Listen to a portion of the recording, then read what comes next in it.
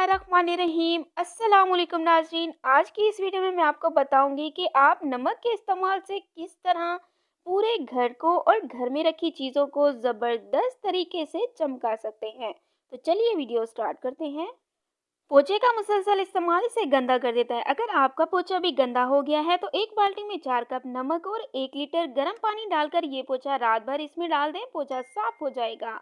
अगर आप चूंटियों से परेशान हैं तो चूंटियों से बचाव के लिए इनके रास्ते में थोड़ा सा नमक छिड़क दें, चूंटियां भाग जाएंगी। शीशे के दरवाजों और खिड़कियों को साफ करना आसान नहीं, इन्हें चमकाने के लिए इन पर सिरका छिड़कें और इसे खुश्क होने दें। फिर बेकिंग सोडा और नमक हम वजन लेकर शीशों पर फैलाकर लगा दें। फिर नीम गर्म पानी से धो लें तो शीशे की चमक आपको मशहूर कर दे। अपने नए झाड़ू को नमक मिले गर्म पानी में 30 मिनट के लिए भिगो दें। इस्तेमाल से पहले अच्छी तरह खुश्क कर लें तो झाड़ू ज़्यादा अरसे तक चलेगा। किसी आम बर्तन को नॉन स्टिक बनाने के लिए इसमें थोड़ा नमक डालकर 2 मिनट गर्म करके नमक झाड़ दें, बर्तन नॉन स्टिक हो जाएगा। मोमबत्ती पिघलकर बहुत बुरी लगती है। इस्तेमाल से पहले मोमबत्तियों को नमक मिले पानी में चंद मिनटों के लिए भिगो दें, खुश्क होने पर इस्तेमाल करें।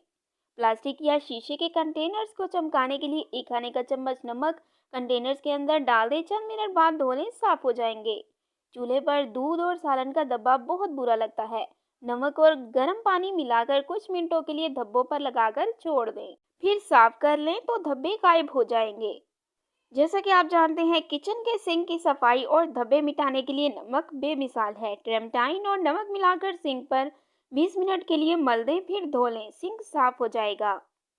Thanks for watching. Please subscribe my channel health clinic.